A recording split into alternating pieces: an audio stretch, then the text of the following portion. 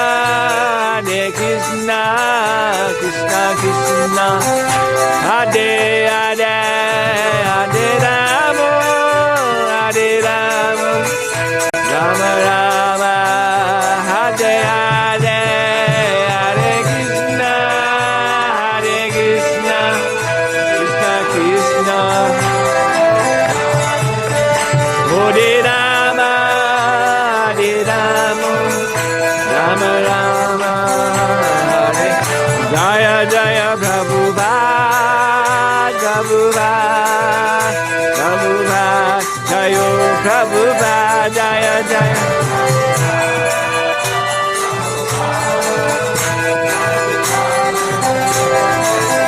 Nitai Gaura Haribo, Haribo, Haribo, Gaura Haribo, Nitai Gaura Haribo, Haribo, Haribo, Gaura Haribo. Hare Krishna. And so we continue with our seminar on Transcendental Psychology. Pokračujeme s naším seminářem o transcendentální psychologii.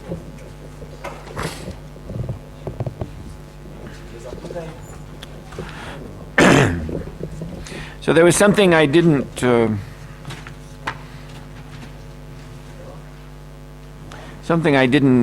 mention in the last class that we had. Jedna věc, kterou jsem nezmínil v minulé přednášce, which I have to speak about now to begin. které musím promluvit teď na začátek. And that is about the 4 levels of consciousness. To je o 4 úrovních vědomí. So this is a verse from 11th canto of Srimad Bhagavatam. To je verš 11. zpěvu Srimad Bhagavatam. Satvaj Jugadanam Vidyat Rajasa Swapnam Adiset Prasvapam Tamasa Jantosh Turyam Trishu Sanatanam Santanam Santatam. Yes. So the wakeful state, Jagrata, this is born of the mode of goodness.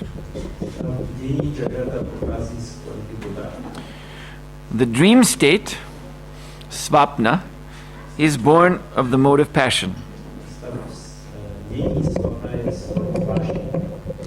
And then the dreamless state, Susupti, is born of the mode of ignorance. And then there's a fourth state called Turiya, which is transcendental. Existuje čtvrtý stav zvaný Turiya, který je transcendentální.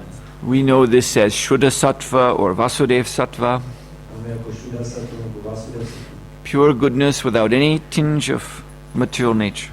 Čisté dobro bez jakékoliv příměsí hmotné přírody. So this verse describes that this fourth state is actually the basis of the other three. Tento verš uvádí, že tento čtvrtý stav je ve skutečnosti základem zbývajících tří. That the living entity actually belongs to pure consciousness. Živá bytost náleží k čistému vědomí. But like Srila Prabhupada used to explain, that original pure consciousness is filtered through this coloring of wakefulness, sleep, deep sleep. Šla Prabhupada se uváděl, že čisté vědomí je filtrováno skrze obaly, dostaví snění, dění a nebo spánku. So now this is important. You'll see why as we develop today's seminar. V průběhu dnešního semináře uvidíte, proč je to důležité. So today we're going to be talking about how consciousness is conditioned by these modes of nature. Dnes budeme mluvit o tom, jak je vědomí podmíněné kvalitami přírody. And we're going to start with some quotations from different Vedic scriptures. Začneme citáty z různých vědeckých písem. So the first is from Taittiriya Upanishad, chapter 2, verse 7. Je verš 27 z Taittiriya Upanishad. Raso vaisaha rasam hiyavayam labdam nandi bhavati ko hi evanyat ka pranyat yad esha akash anando nasyat esha hi eshanandayati. And this means that the supreme truth is rasa. Znamená, že nejvyšší pravda je rasa. And the jiva becomes blissful upon attaining this rasa. Živa se stává blaženou, jakmile dosáhne této rasy. Who would work with the body and the sensory powers if this blissful taste did not exist? Kdyby jednal svým tělem a schopnost smyslu, kdyby tato blažená chuť neexistovala. He gives bliss to all. Dává blaženost všem. So, what we are learning here is that all living entities, and this is what Srila Prabhupada explains in his introduction of Nectar of Devotion, that all living entities, whether we're speaking of Krishna conscious or not Krishna conscious, but all of them are working due to rasa, due to some taste. Tady se dozvídáme to tež, co Prabhupada uvádí v úvodu k Nektaru oddanosti, že všechny živé bytosti, ať jsou si vědomé Krišny nebo ne, tak jednají kvůli rase, kvůli nějaké chuti. And in this verse we're seeing that all forms of this rasa that people are pursuing after in their work, it all comes from one ultimate source. Vidíme, že všechny druhy rasy, pro které lidé jednají různým způsobem, pocházejí nakonec z jednoho zdroje. And that is Krishna. Krishna. So, but obviously there are differences in people's tastes. Zřejmě existují rozdíly v chutích různých lidí. And the two basic differences are there are those who work with a spiritual, transcendental taste, and those who are interested in material pleasure, material sense gratification. Základní rozdíly jsou, že někteří jednají kvůli duchovní transcendentální chutí a jiní kvůli hmotné smyslové. So let us now start to look at this difference. Začneme tím, že se podíváme na tento rozdíl. From Srimad Bhagavatam 3:25-15. Bhagavatam 3:25-15. Chita kalp asya bandhaya muktaye chatmanomatam guneshu saktam bandhaya ratam vapungsi muktaye The stage in which the consciousness of the living entity is attracted by the three modes of material nature is called conditional life. Stav, kdy vědomí živé bytosti přitahují tři kvality přírody, se nazývá podmíněný život. But when that same consciousness is attached to the Supreme Personality of Godhead, one is situated in the consciousness of liberation. Je to též vědomí připoutané k výše osobnosti božství, tak je vědomí na úrovni osvobození. So, the three modes of material nature, they are the energy of Krishna. Kvality hmotné přírody jsou energie Krishny. But what kind of energy is that? Co je to za energii? In Bhagavad Gita, Krishna uses the term bhina, which means separated energy. Bhagavad Gita Krishna používá výraz bhina, který oddělená energie. And then there is Krishna and Krishna's own transcendental nature. Krishna jeho vlastní transcendentální příroda. Krishna for this uses the word mama, which means my own. Proto Krishna používá slovo mama, znamená moje vlastní. So, yes, both ultimately have the same basis. Obě v konečném smyslu mají stejný základ. But there's a distinction. If one is attracted to the modes of material nature, then what? Bandaya. Then he becomes bound by illusion. Tady je rozdíl, když někoho přitahují kvality přírody, tak se stává spoutaným iluzí. And if one is attracted to Krishna himself, then that is the consciousness of liberation. Někoho přitahuje samotný Krishna, tak je to vědomí osvobození. In the next verse, 3:32:19, we learn that it is Krishna who's controlling this. It is Krishna who is determining what we are attracted to. Nunam daivena vihata ye chachutya kata shudham hitva shinvanti asadgata purisham eva vidbhuja. So now he's speaking of those persons who are in the material attraction. He says these persons are condemned by the supreme order of the Lord.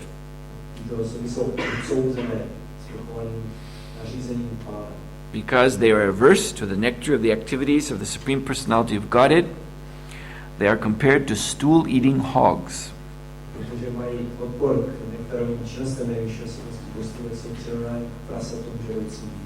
They give up hearing the transcendental activities of the Lord and indulge in hearing of the abominable activities of materialistic persons.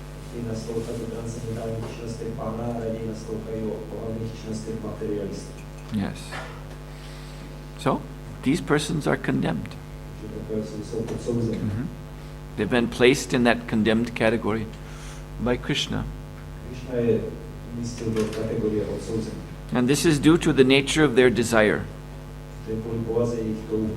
Rig Veda 10:129-4.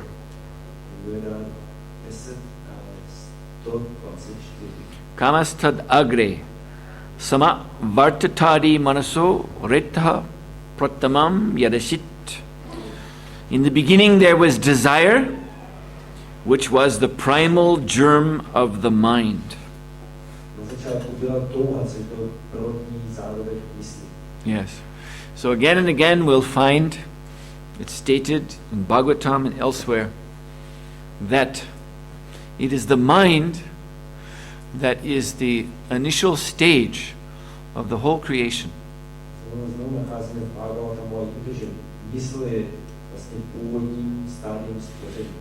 Things evolve from from subtle to gross. And the germ of the mind, the seed root of the mind itself, is desire.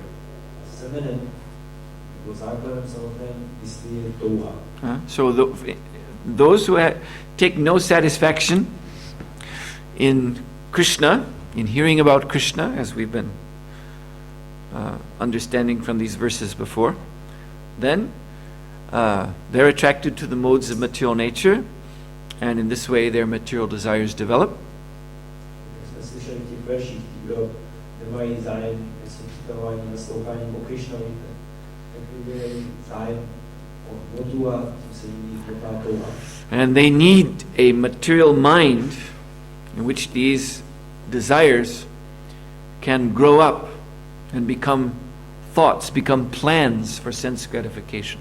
Potřebují hmotnou mysl, kde mohou hmotné plány růst a stát se plány na smyslu života. And then furthermore, of course, they need a material body in which to act out these plans. Potom také potřebují hmotné tělo, se kterým ty plány naplní. So this is how creation comes about. Tímhle způsobem nastává stvoření. So now, next question, what about devotees within the creation? Další otázka, co oddaní ve stvoření. So Sri Prahlad Maharaj says, Naivo dvijay para duratya vaitaranyas tvad virya goyana mahamrita magna chittaha suchetito vimukka chittasa indriyarta maya sukhaya bharam udvahato vimudhan. My dear Lord, I am not afraid of material existence. For wherever I stay, I am fully absorbed in thoughts of your glories and activities. So, before going on, let's understand here.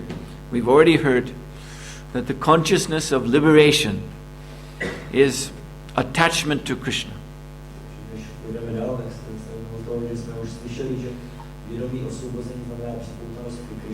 And the consciousness of bondage is attachment to the modes of nature. So Prahlad Maharaj is saying, I am attached to you. So even though he's here in the material world, there's no question of bondage for him. So why would a pure devotee be here then? So chetato vimukka chetasa indriyarta maya sukhaya bharam udvahato vimudha. That my only concern is for the fools and rascals who are making elaborate plans for material happiness.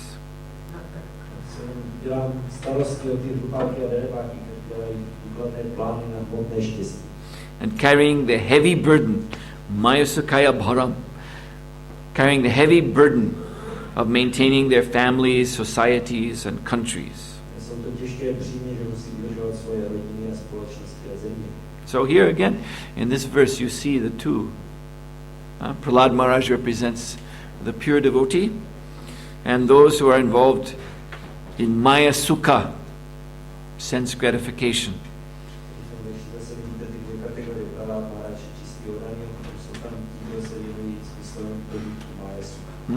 They're absorbed in the material mind, making elaborate plans for sense gratification. That's the nature of their consciousness. So, then finally, Srimad Bhagavatam 10.1.4. Nibritta tarshayar upagiyamana bhavasaucharach Shrotra mano biramat ka uttama shloka gunanuvadat puman virajeta vina pasugnat. That the chanting of the holy name of the Lord is relished by the liberated souls. But that doesn't mean that the conditioned souls are left out. For the conditioned souls, the chanting is Baba Ausarach. It is the medicine to cure this materialistic taste that is infecting their minds.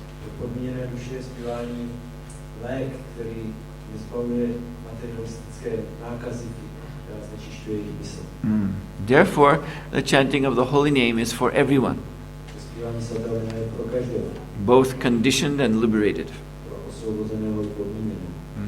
And those who will not take it up, they're called here Pashugnat, which means killer of their own souls.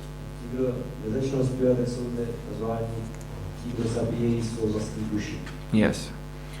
So with these 6 verses, we are seeing that whether or not we are considered to be liberated or conditioned is a question of taste, the taste towards which our mind flows.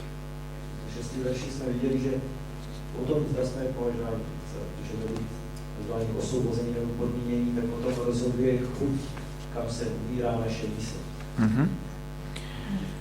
And when our mind flows to the material nature, then we become conditioned by material consciousness. And this conditioning is in terms of what we've explained in the beginning of the class.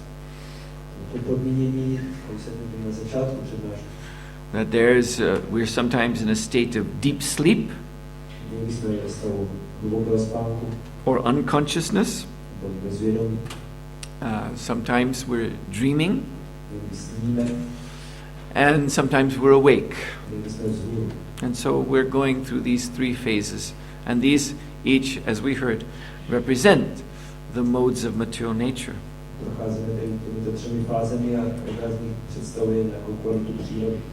Furthermore, there's another interesting thing, that the human being is said to be basically situated in the mode of passion.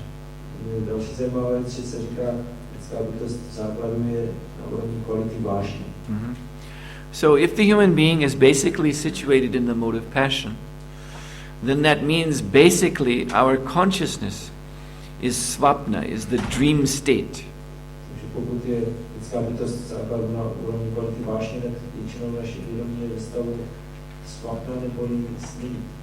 Even when we're awake, dreaming is going on. And what does that mean? You see, when we dream at night, then our mind is interacting mainly with our memory and the desires that are stored in the memory.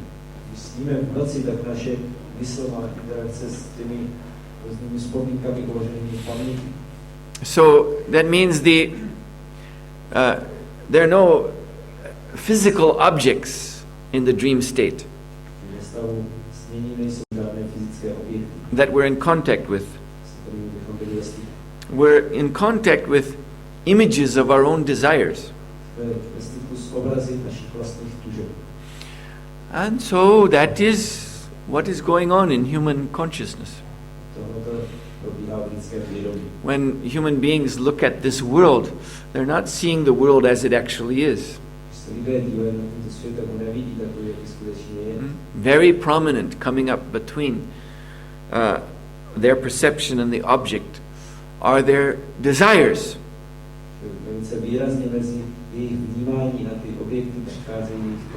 And so our vision of the world is so much colored by concepts of I and me and mine.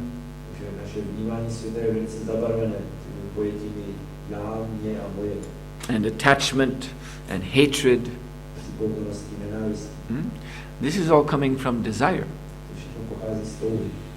Yes, so human beings are very, very much under the sway of their desires in relationship to this world. And so therefore it is very much like a dream, even when we're awake. And this is what Prabhupada used to say. He said, we're having at night a night dream, and in the day we're having a daydream.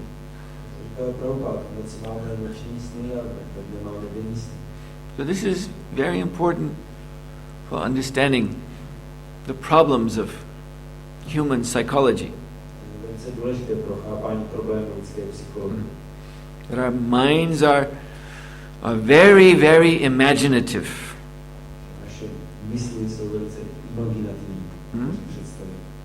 Actually, here I have a quote from Srila Prabhupada where he's saying that we're creating out of our imagination in this material world so-called friends, so-called enemies.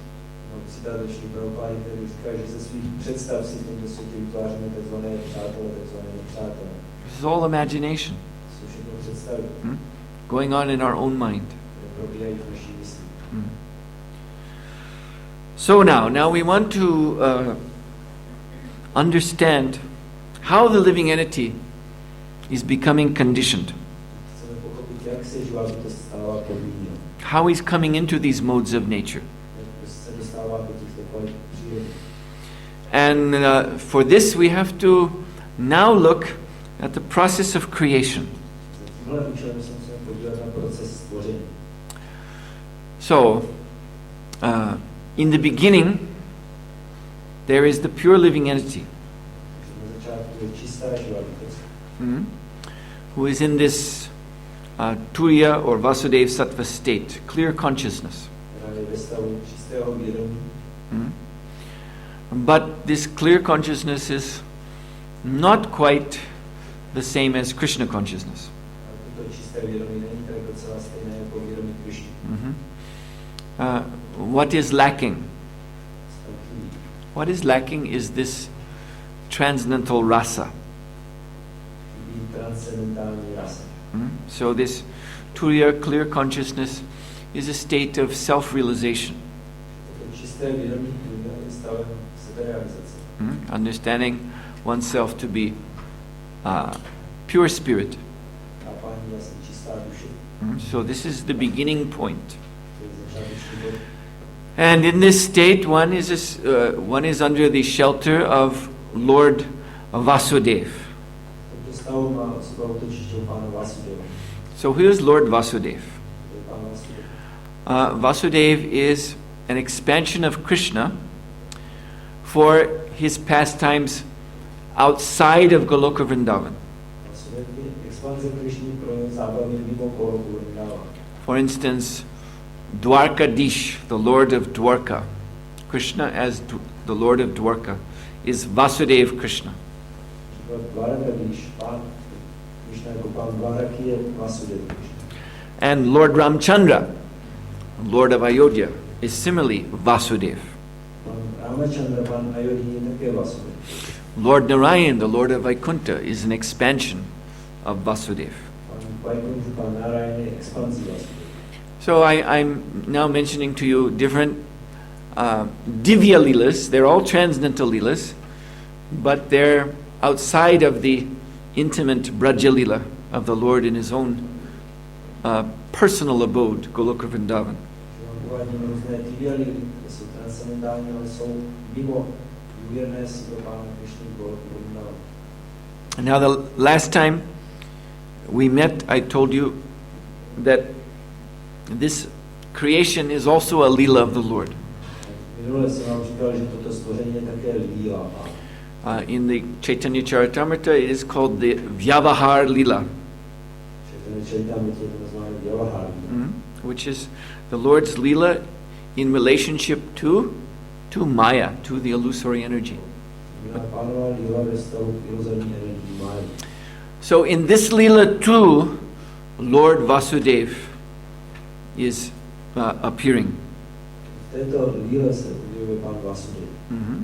So this is the initial stage, or what the Upanishads call the Brahman stage. There is Vasudeva, and there are the jivas who are under his influence. They are not yet touched by material nature.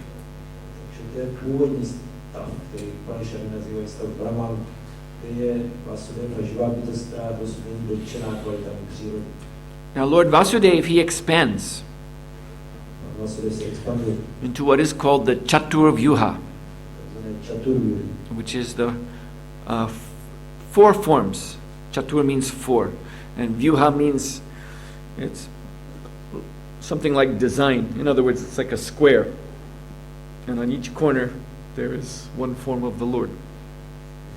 Chatur jsou čtyři a Vyuha je něco jako plán, schéma, takže je to jako čtverec a v každém rohu je jedna z podob pána. So Vasudeva is the first corner of this square. And then for the material manifestation, he expands into the second corner, who is known as Sankarshan. Sankarshan. Now this Sankarshan is otherwise known as Mahavishnu.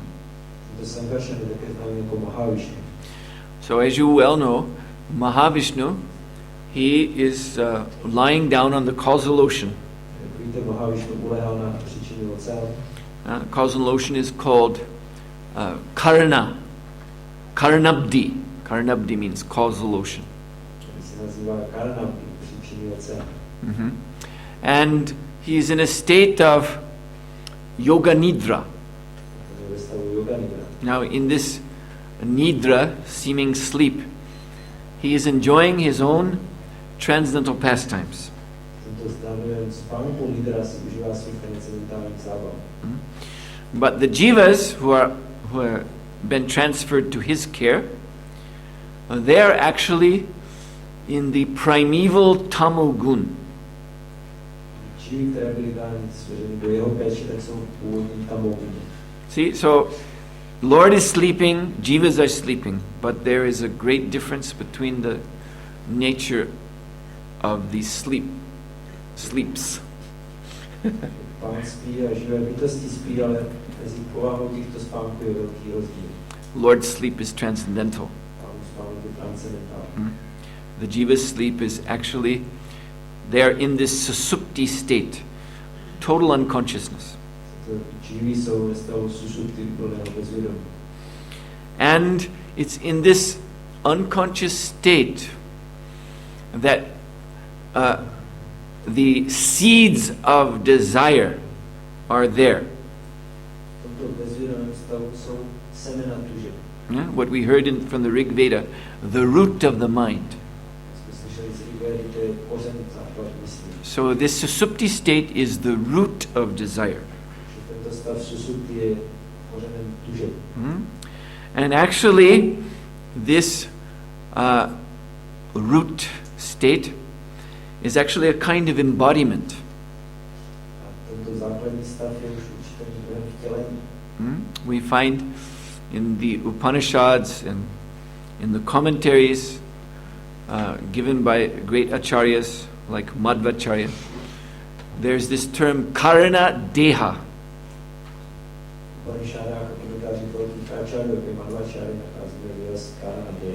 Which means causal body. So actually when you're sleeping at night and you pass into this unconscious state, this dreamless state of sleep,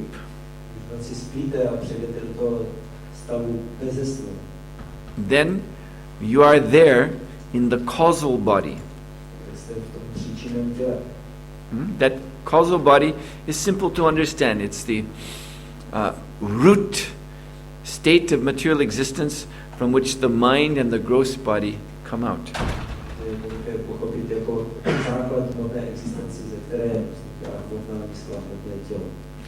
So, seeds of desire are there, implanted, embedded within the causal body. So, then from here, Sankarshan or Mahavishnu, he expands further into the third quarter of the Chaturvyuha. And this is, he is known as Pradumna or Garbhodakashayi Vishnu. So it is here, with this expansion, that the Mahatattva is manifest. So the Mahatattva is the primal mind.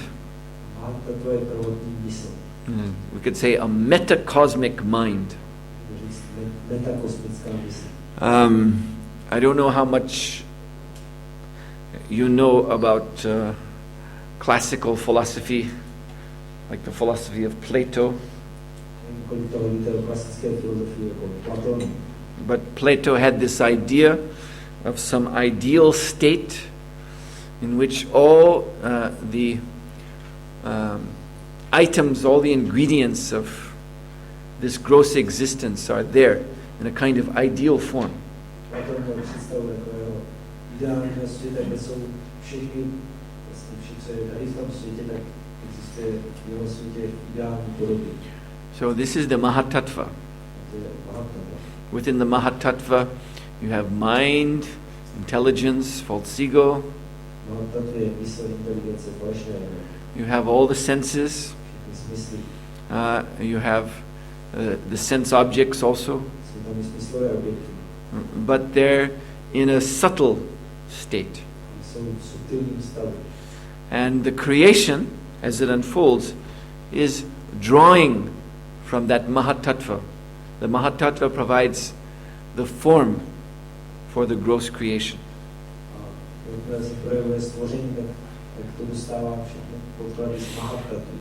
So, this is, of course, this is on the level of the Lord and His manifestation, which is called samasti. So samasti means all-inclusive. And you and I, we are in this state called vyasti. Vyasti means individuality, or individual existence. So there's a duplication or a replication from samasti to vyasti.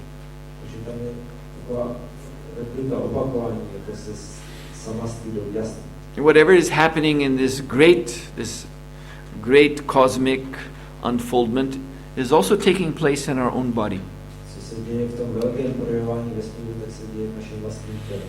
And you have direct experience of this. You see, from out of the subconsciousness, this karana deha, this root state,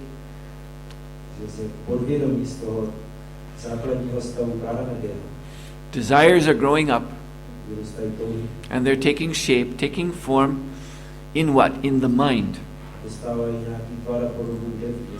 The subtle body, which is called linga sharira. Yes. So this is this Hiranya Garbha or Garbhodakshaya Vishnu state of creation.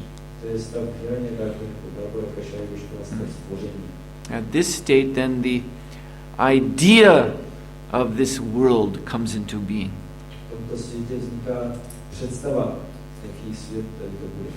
And this is, this is the thinking and also feeling state of contemplation of sense objects.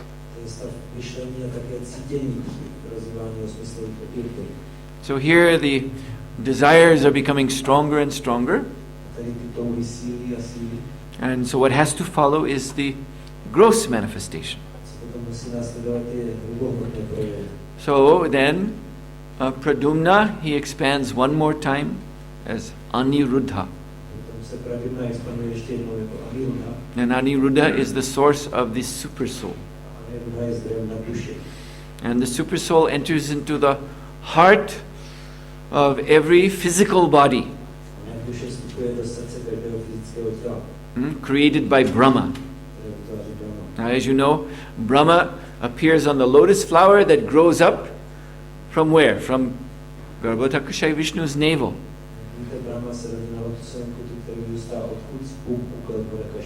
At a certain stage where these desires are becoming very strong, then Brahma appears to create the gross bodies by which these desires can be satisfied.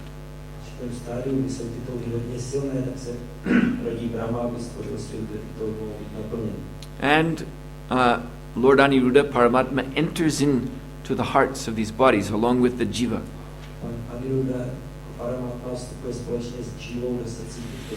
And thus the jiva becomes awake, he becomes alive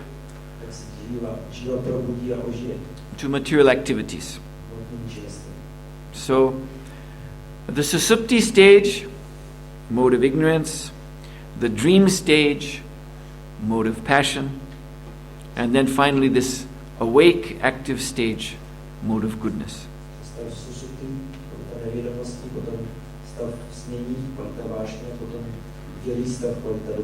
Now, we are experiencing this every 24 hours. To zažíváme každých 24 hodin. And you see, actually these Vishnu forms, they are one. They are different and yet they are one. Podoby Višnua jsou různé, ale zároveň jsou jedna osoba. So actually, and we have quotations here from Upanishads and Vedanta Sutra. Actually, at night, when you enter this deep sleep stage, Máme tady citáty z Upanishads, z Vedanta Sutry, kde v noci se dostanete do stavu hlubokého spánku. you're actually in touch with Mahavishnu. Jste ve styku s Mahavišnou. In other words, all the Vishnus are there because Paramatma is there in our heart. Tady všichni Višnové, Paramatma je v srdci. So we are actually passing to and fro these 3 stages of creation within 24 hours. My procházíme tímto 3 stády stvoření v rámci 24 hodin. But that's, you have to understand, this is on the Vyasti level, the local level. Musíte chápat, že je to na té úrovni Vyasti, která je lokální. Because what is on the Samasti level, the vast macrocosmic level, is also in a limited way here, in this body. Co je na té makrokosmické úrovni Samasti, tak je určité malé úrovni tady. And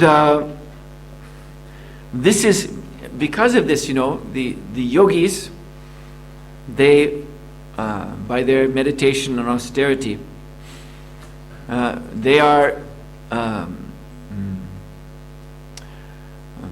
able to manipulate these stages of consciousness. Díky tomu yogi, díky své meditaci a askezi jsou schopni manipulovat stavy vědomí. So they can actually realize how the stage of this gross physical body, that is here on the what's called the Bhumi Loka, the earthly region of the universe. Realizují, že to hlubokomotné těhotenství je na Bhumi Loce, na úrovni tohoto vesmíru. Burloka. And then when the yogis get into the Linga Sharira, the subtle mind, and develop that consciousness, then through the mind they can rise up to Bhuvarloka, Svarloka, and Maharloka, these higher regions of the universe.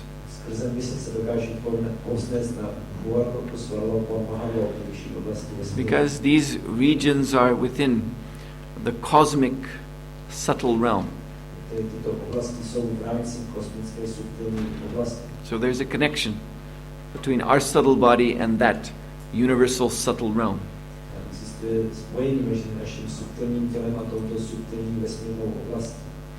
And then the yogis who develop this Karana Deha, this causal body, purify it and use it to move around in the universe they can achieve Tapaloka and Satyaloka.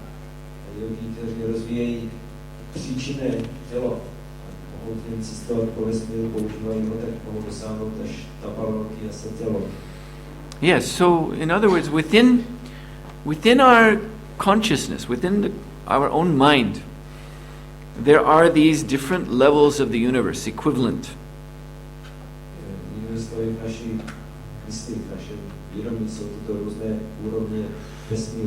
And there are the lower levels also, which are predominated by the demons. All of that is within this mind that we have. So the the psychology of a human being, his inner struggles,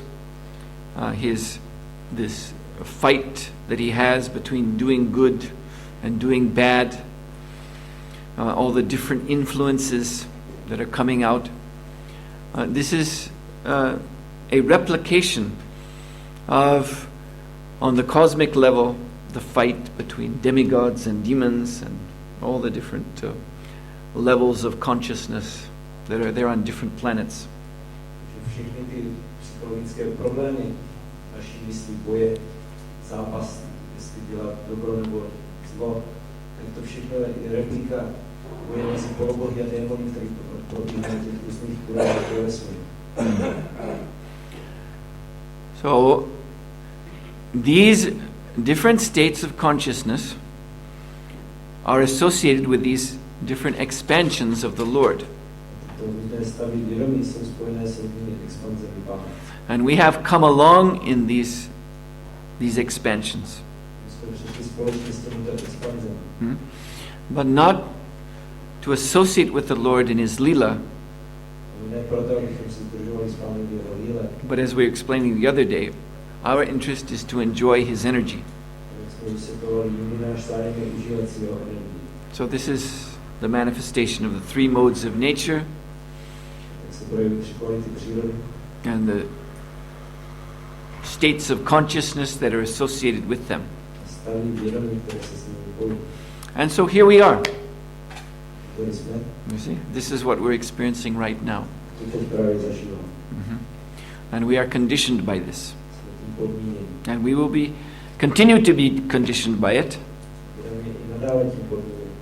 until we turn away from this attempt to enjoy the material nature and take up the service of the Lord.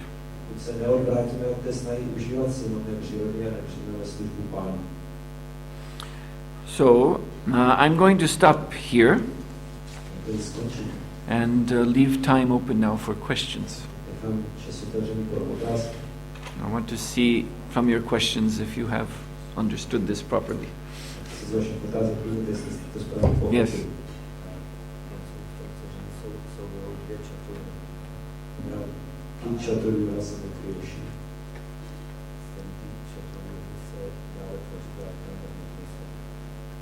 From which one of them is this material world being manifested?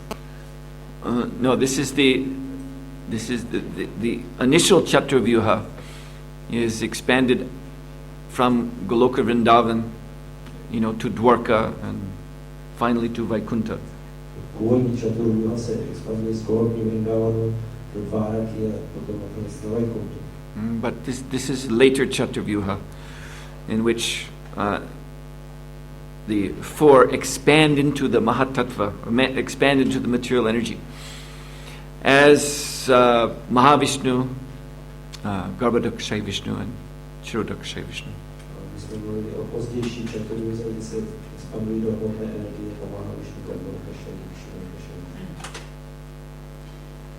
Yes, in the back.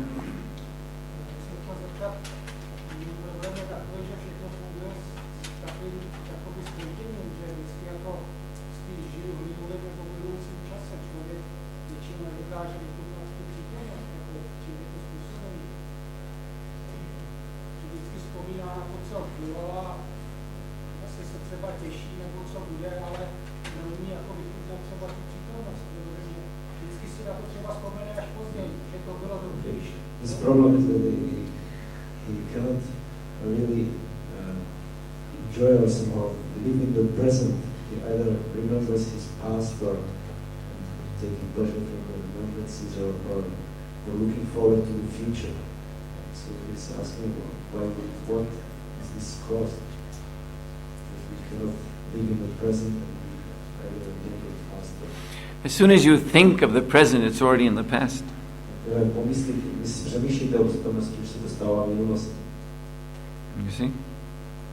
As soon as, in the time it takes for an object out there to become registered in your mind, time has already passed, and the thing that's in your mind, it's just an image now, and the thing out there has already changed.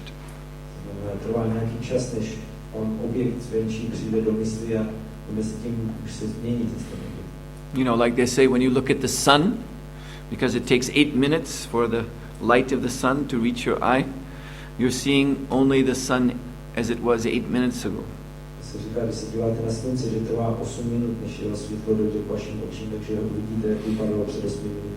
And even objects up close, there is some slight time gap. Dokonce i objekty, které jsou blíž, tak to je nějaká časová malá prodleva. So the fact is, although we as spirit soul, we are eternally in the present. Our perceptions of anything, or even our thoughts of anything, that's all in the past. Takže když my duše jsme tady v přítomnosti, tak všechno naše vnímání i myšlenky jsou v minulosti. And that's Maya. To je Maya. Means nothing is actually real that we're perceiving. Znamená, že nic z toho, co vnímáme, je skutečnosti není skutečné. It's not really there anymore. A už to tam tak není. And then as far as our hopes for the future, that also doesn't exist. Že našich nadějí do budoucna neexistuje. These are just our desires, the way we would like things to be. Jsou jenom naše touhy, jak bychom chtěli, aby se věci děly. So you can see what Maya is. Můžete vidět, co je Maya. One is trying to enjoy a present which is already past, Člověk snaží užívat přítomnosti, která už se stala minulostí. and thus doesn't exist anymore. To už neexistuje. And one is thinking about a future which also doesn't exist. Myslím na budoucnost, která taky neexistuje. And when it does exist, it will be past. Tak když bude existovat, tak to bude minulost. As soon as the future comes into our realm of perception, and we start to engage with it, it's already the past. It's already gone. Budoucnost přijde do naší oblasti vnímání, tak už se stane minulostí, už bude pryč. So that's just the way things are in the material world. Takže takhle to je v hmotném světě. Yes?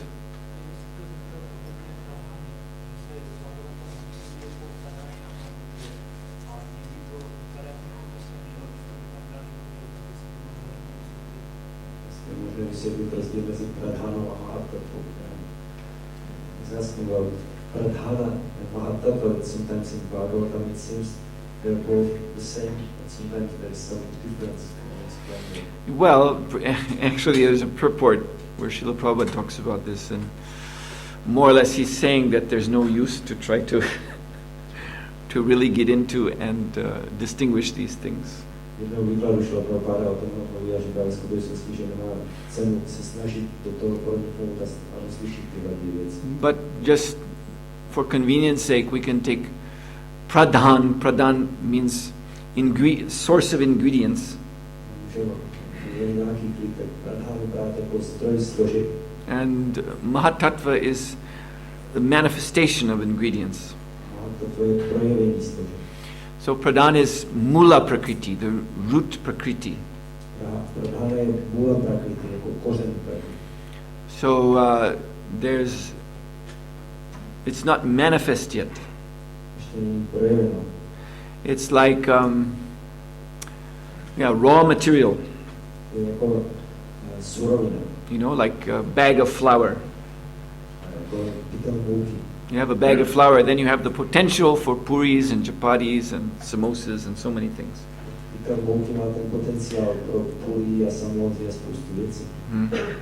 But it's not manifest. You see. So mahatattva, it's manifest. Here we actually have a diagram of the mahatattva.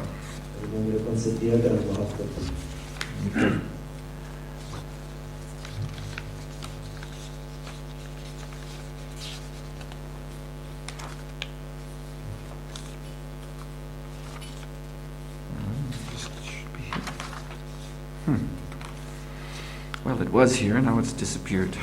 It became pradhan suddenly. I just had it, but...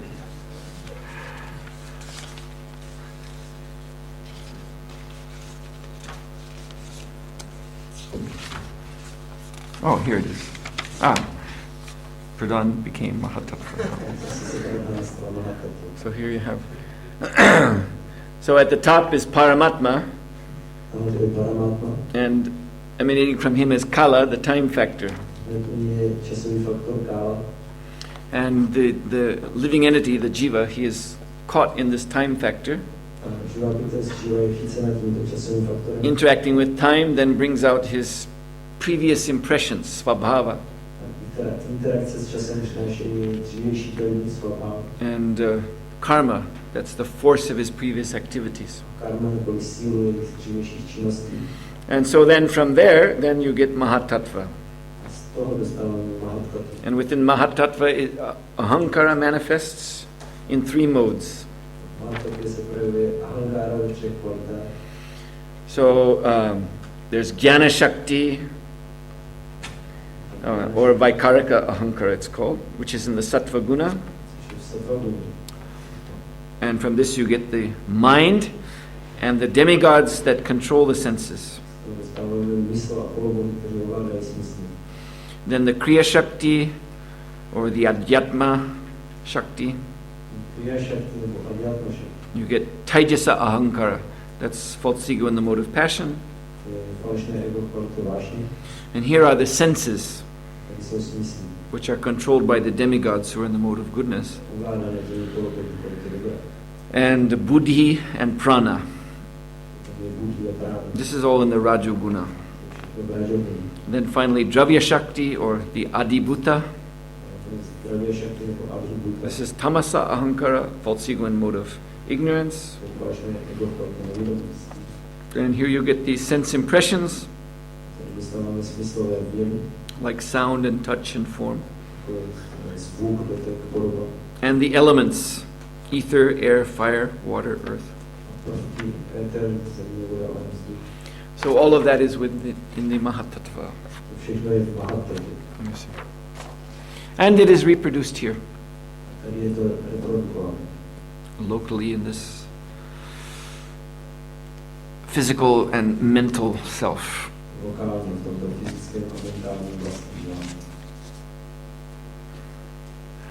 Anything else? Yes?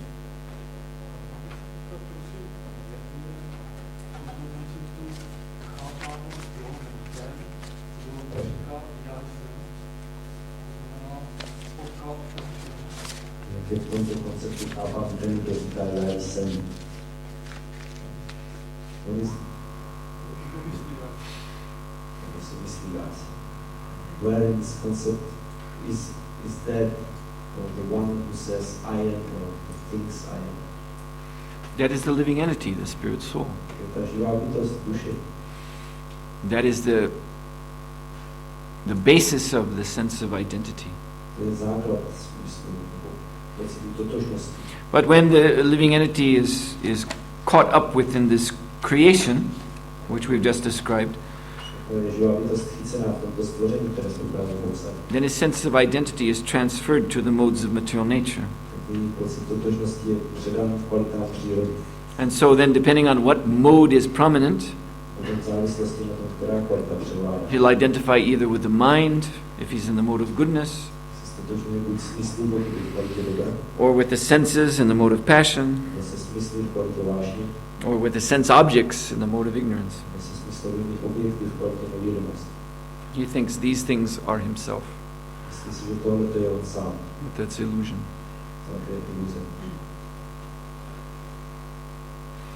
Any other questions? Yes? Oh, okay.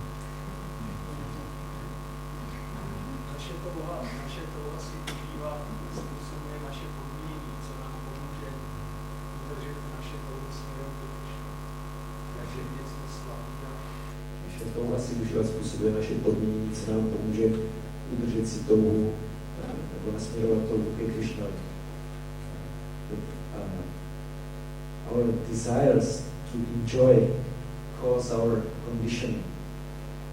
So how can we keep our desires directed to Krishna? What shall help us to be able to do that? I'm going to talk about that tomorrow,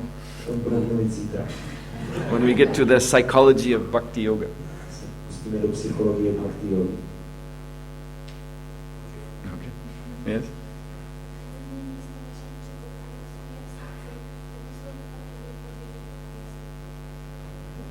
Původní místo naší připoutanosti v srdci nebo světový kolem myslí.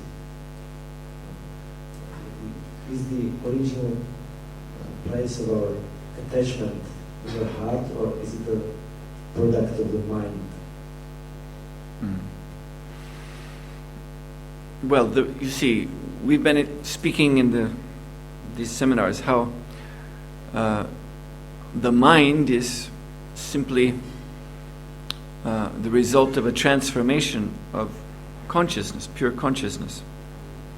Jsme tady na semináři, že mysl je výsledkem přeměny čistého vědomí. Today we heard, what we can understand from what we heard today, is that it is a transformation of taste, basically. To, co jsme slyšeli dnes, můžeme rozumět, že je to zároveň proměna chutí. When our mind has the taste for Krishna, for associating with Krishna, then that mind is pure. That's the pure consciousness of the soul, or the spiritual mind. Naše mysl má chuť spojovat se s Krišnou, tak je to čisté vědomí a čistá duchovní mysl. And when the mind wants to associate with the modes of nature, then that is the material mind and the material identity coming out. Když se chce mysl stotožňovat nebo združovat s kvalitami přírody, tak je to hmotná mysl. The fifth canto of the Srimad Bhagavatam gives a nice analogy, and that is of a ghee lamp, ghee wick in a lamp. So if the lamp is burning very nicely, then what do you get from it? You get light and you get heat. It destroys darkness. It's very nice. But if the same lamp doesn't burn nicely, then the flame is, weak and sputtering, and is also smoky, and it even makes the lamp, the brass of the lamp, all black. So in other words, this same lamp, the same ghee wick, fire, flame, is producing darkness instead of light.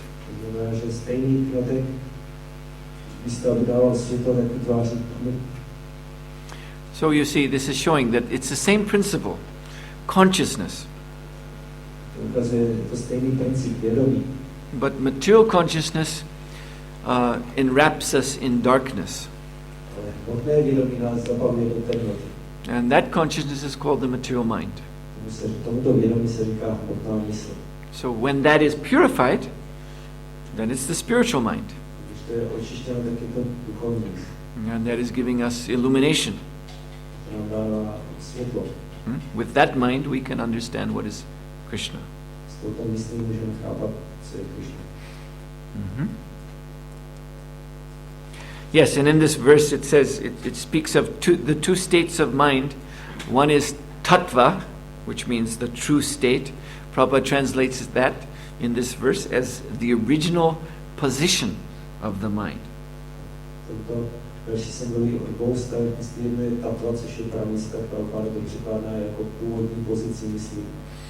And the materialistic state of the mind is called vritti.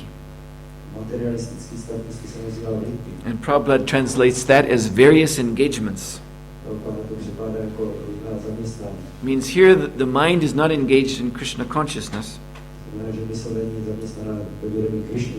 but it's engaged in 11 vrittis. So 5 of the 11 are in the sense objects. You see, when it is absorbed in hearing something or seeing something, that means it's looking after the objects of the senses.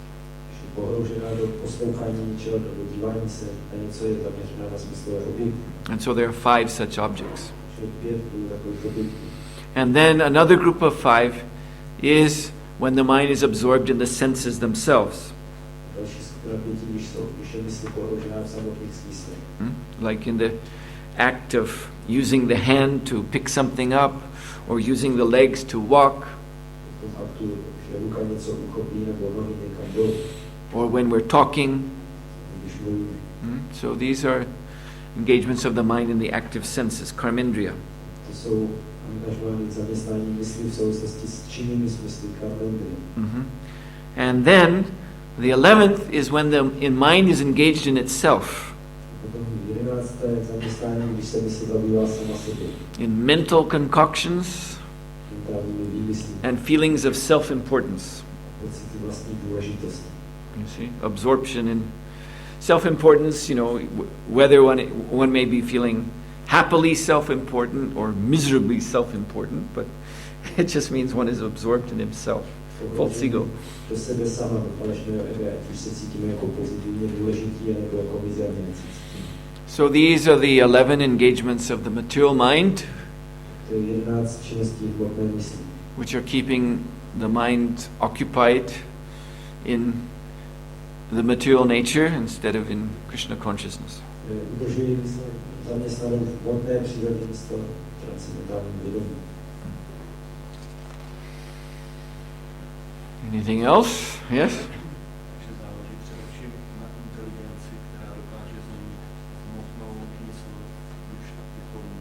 Je to inteligence, která mění hmotnou mysl duchom. Is it intelligence who can transform the material mind into the spiritual mind? Not by itself, no. Sama inteligence to nedokáže. The material mind is a product of the mode of goodness, and the material intelligence is a product of the mode of passion. Hmotná mysl je to kvalitu dobrá, hmotná inteligence je to kvalitu vášní. But this material intelligence, you see, just like Lord Brahma, he's Rajaguna avatar. So he's the incarnation, the original form of this buddhi, Rajasa buddhi. Brahma je Rajaguna avatar, to znamená původní tvorba Rajasa buddhi. So on the one side, Brahma he's manifesting this creation. Brahma projevuje toto stvoření. But on what basis is he doing that? Na jakém základu to dělá? On the basis of instructions he's receiving from Paramatma. Na základě pokynů, které dostává Paramatma. So if we use this intelligence to receive transcendental knowledge from Paramatma, from Shastra, Sadhu, Guru, Když používáme inteligenci, aby přijímala transcendentální poznání od Paramatmy, Shastra, Sadhu, Guru, yes, then the intelligence becomes a worthy guide of the mind. potom se inteligence stává cenným vůdcem mysli. But only when it is receiving transcendental knowledge from bona fide source. Ale jedině, když přijímá transcendentální poznání z pravého zdroje. Otherwise, the material intelligence itself is just there to help the senses do their work. Jinak hmotná inteligence existuje jen proto, aby pomáhala smyslům dělat jejich činnosti. And it's the storehouse of memories, and it just has material functions. To sklad vzpomínek a má jenom hmotné funkce. It's the place of our dreams, sleep and dreams. Místo našich snů, našeho spánku a snů. You see.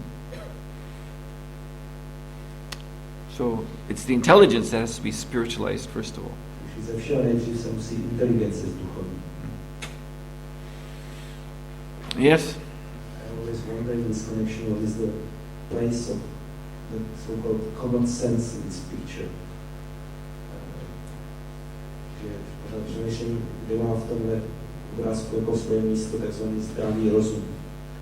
How do you mean common sense? Like, because I would like to tell you one exchange I had with my Guru Maharaj, to be honest, that he told me all our practical activities we perform on the basis of the common sense. And I objected actually there's a purport in the second canto of Prabhupada says the philosophy of Krishna consciousness has nothing to do with the common sense. And he said yes, but now we're talking about practical things, not the philosophy. So this common sense by which we decide what to do and see what is right. Takže já jsem to ilustroval jako rozhovorem s Teogou Maharajem, který jednou říkal, všechny praktické činnosti, které když děláme na základě zdravého rozumu. Jak jsem říkal, ale hledal tomu jednou výkladu, že filozofie vědomí Krišny nemá nic dočinit se zdravým rozumem. On říkal, ale teď mluvíme o praktických věcech a ne filozofii. prakticky jako zdravý rozum, jak se rozhodovat, co udělat správně a jak to udělat. So there's a purport in the second canto of Srimad Bhagavatam in which Srila Prabhupada also includes mind, intelligence, and false ego as senses.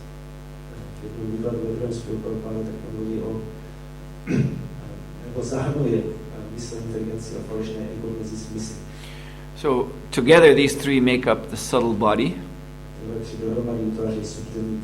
and the subtle body is the common sense. Because all the senses, what we see, what we hear, that's all being fed into the subtle body.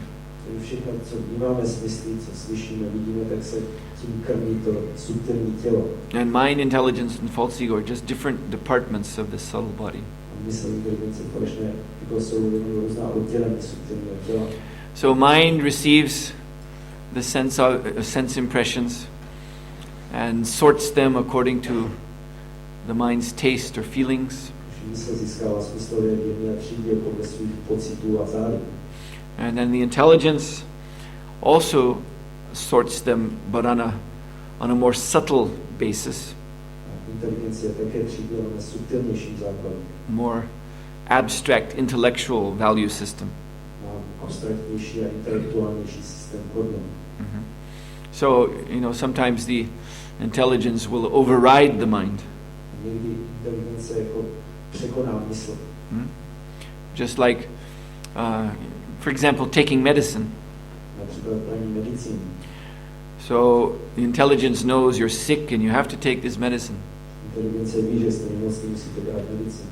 But when the medicine goes on the tongue, and the tongue informs the mind goes, oh, that's tasting very bad.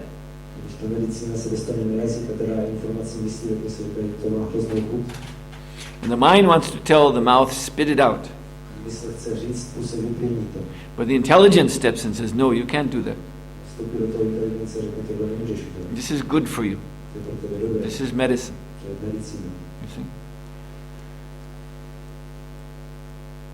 And then you can also see the false ego in this. See, the false ego is interested in self-preservation. So the false ego will also say, yes, it is good.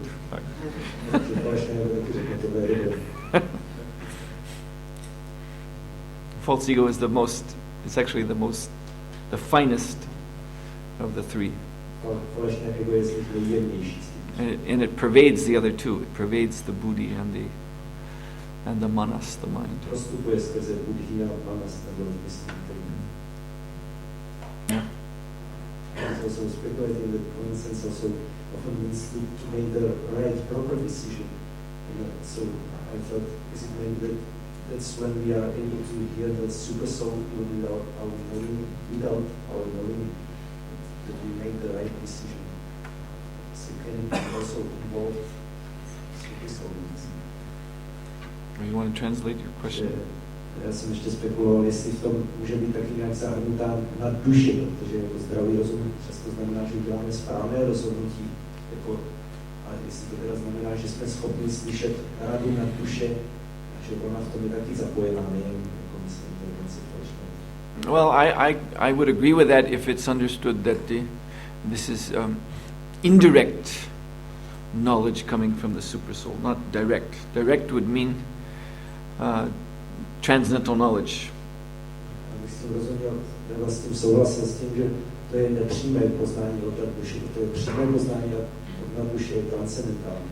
But this common sense as practical knowledge, you see that's there even in the dog and the cat. Yeah, that in modern science has this word instinct. Dogs and cats, they just know what to do. As dogs and cats, without having had to go to school or anything or read any books. So yes, Paramatma is giving that knowledge ultimately, but this is indirect knowledge. This is not actually the knowledge that's not really why Paramatma is there in the heart, to just give that knowledge. So that think of it as light. knowledge is light. Můžeme myslet o poznání jako o světle. So someone whose consciousness is very, very colored by the modes of nature, Někdo, kdo má vědomí velice zabarvené kvalitami přírody, then they're only able to perceive light in terms of the colors. They'll see yellow light and red light and blue light. je schopný vnímat poznání jenom v těch barvách, vidí modré, žluté světlo. And that means the common sense of, acting within this body. To znamená ten zdravý rozum, jak jednat v tomto těle. But the clear light, the pure light, when the modes are removed, you see, this is the direct light of Paramatma, or the direct knowledge of Krishna consciousness. To je jasné, čisté světlo, když jsou kvality odstraněné, tak to je přímé světlo Paramatmy, přímé poznání a vědomí Krishny. Yes? Chtěl pokračovat ještě ve té otázce, protože Maharač hovořil hodně o vztazích mezi živou a hmotou, jestli by mohl více komentovat o funkci nadduší v této roli. Jaká je funkce nadduše ve vztazích mezi živou a hmotou? What is the function of the super soul in the relationships between Jiva and the matter? Well, he's giving the matter, he's giving the intelligence Nadduše dává hmotu, dává inteligenci, by which we can engage in the matter, in the material energy. pomocí které můžeme se nějakým způsobem vztahovat. He's giving the senses the power, the prana, by which they can work. Dává smysl pránu, tu sílu, díky které mohou fungovat. In short, he's giving the whole show. V krátkosti prostě celé to show tedy umožňuje nadduši. You take away Paramatma and there wouldn't be much left. Když jsme té Paramatmy pryč, tak moc toho nezbývá. But the one thing that he's not giving To je jedna věc, kterou nedává, is our choice. je naše volba. So I was explaining this the other day. The same situation, living entity, Prakriti on one side, Paramatma on the other side. The same situation can be pure, is an opportunity to serve the Lord, yajna, perform sacrifice, to satisfy the Lord and participate nicely in this particular lila of the Lord, Vyavahara lila. Když jsem mluvil o té Vyavahara lile, že stejná situace může být krásnou příležitostí, jak sloužit Pánu, jak se zapojit do jeho zábav.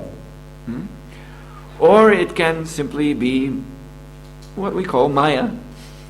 To může být jenom, čemu říkáme Maya. Manaksastan indriyani prakriti stani karshati.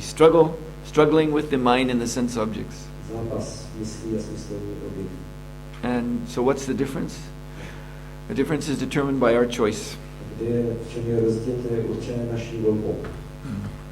I was that when we were in Lututin, because we were lecturing in the garden, so then I started to talk about the garden.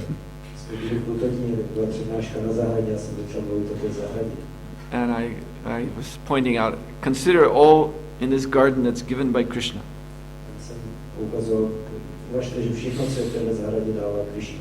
The seeds from which the plants grow, where do they come from? Krishna.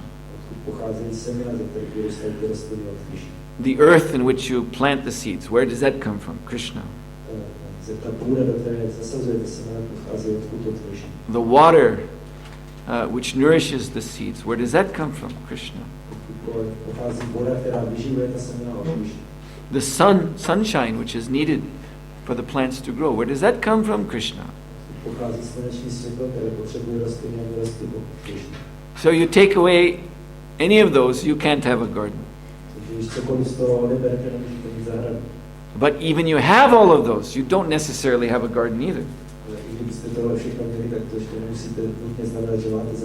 Because there's one thing that we have to contribute, and that's our work. So we have to choose, we choose to work in such a way as to bring forth a garden from all these wonderful, all these absolutely necessary gifts given by the Lord.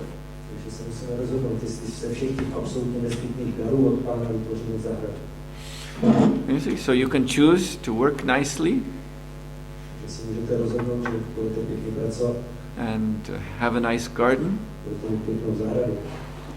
or you can choose to be lazy Vy si můžete rozhodnout, že budete líní. and say, well, let Krishna do it. Řekněte si, ne, tak to udělá Krishna. After all, he's providing everything anyway. Konec on stejně všechno dává. So let him also make the garden. Tak ať udělá i tu zahradu. But then you'll just get,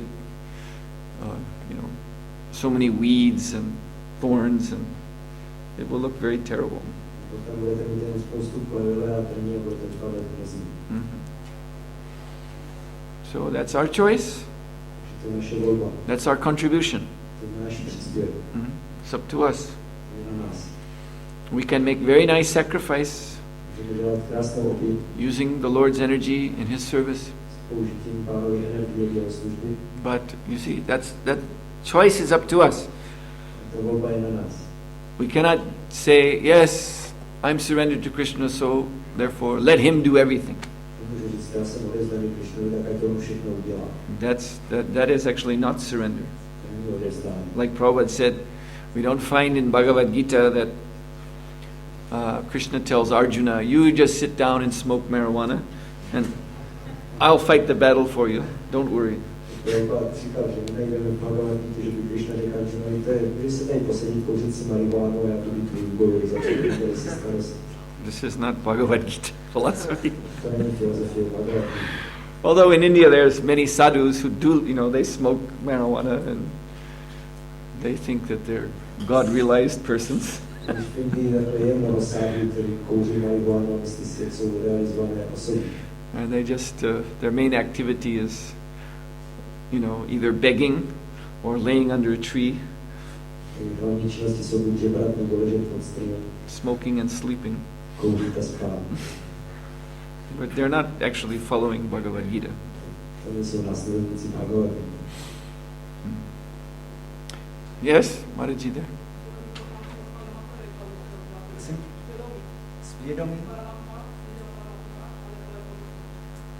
Svědomí, jestli pochází od Paramatmy nebo od myslí. Conscience, does it come from Paramatma or from the mind?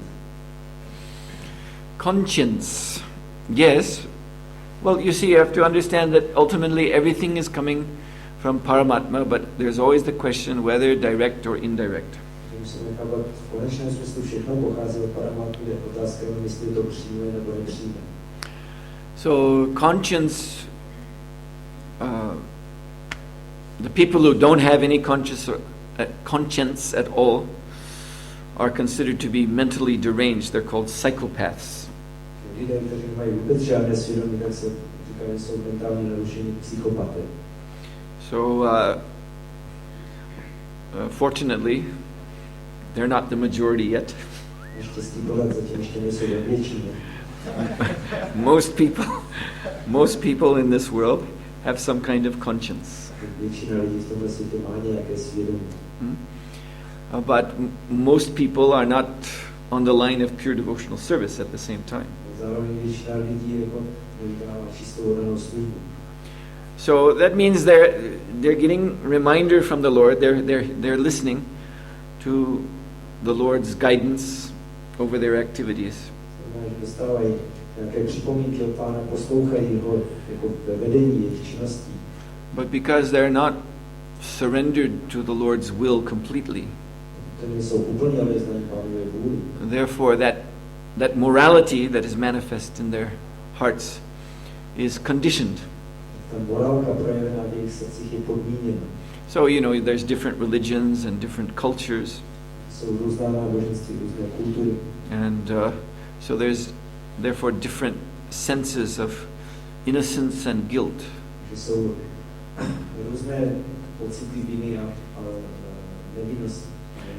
So a Hindu, a follower of the Hindu religion, may not be, I think I was saying before, mostly, even among Hindus, there are not many pure devotees of Krishna.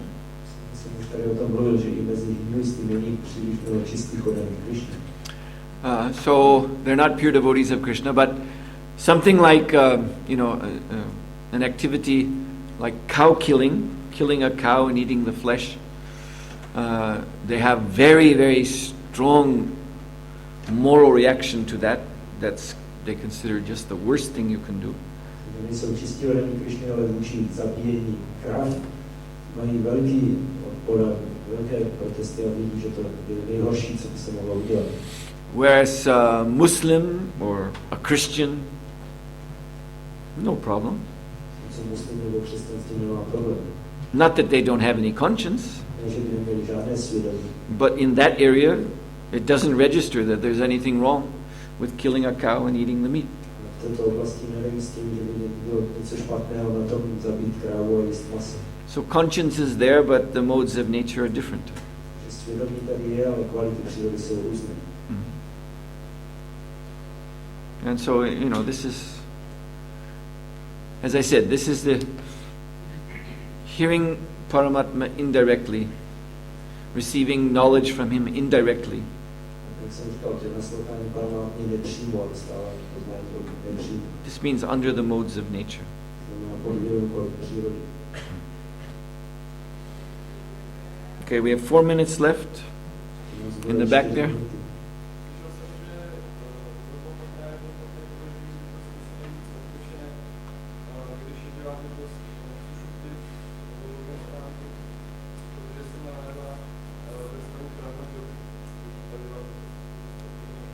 I always ask this question. This is not Brahma Jyoti to be in Susupti. It is said in the Shastras that it is to be merged into Brahman. But this Brahman means, again, Mahavishnu. And the living entities who are merged in him, they're in the primeval Tamo Guna. So Brahma Jyoti, this is a different experience. So this is the beginning of, this is beyond that. This is the first glimpse of the eternal realm of pure consciousness.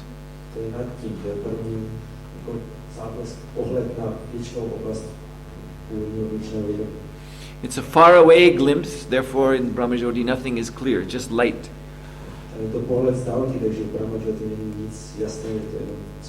As one comes closer, one enters into the spiritual world, then spiritual forms become apparent.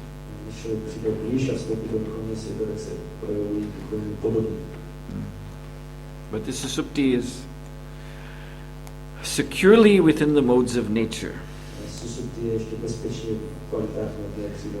particularly the mode of ignorance. Although again, it is stated in the Shastra, in this Vedanta and Upanishads, that when the jiva is in Susupti, he is wrapped in the arms of Brahman. So, but that Brahman means Mahavishnu.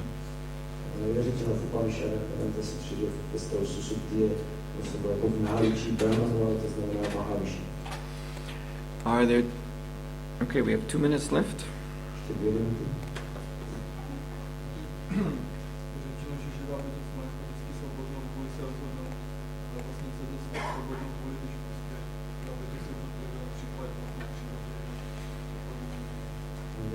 Said that humanity always has the free will to decide what kind of free will is it, and is so conditioned by the laws of nature.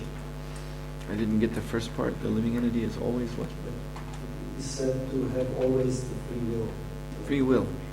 The opportunity. Yeah, well, yeah. He gives up the free will to become conditioned by the modes of nature.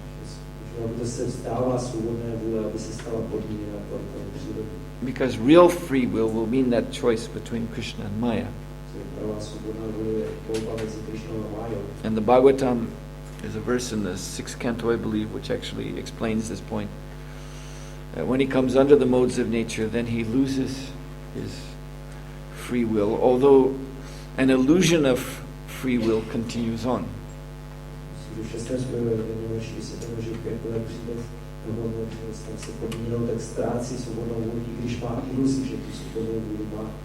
The illusion of free will is that we're still making choices, Svobodné volby je, že se pořád ještě rozhodujeme.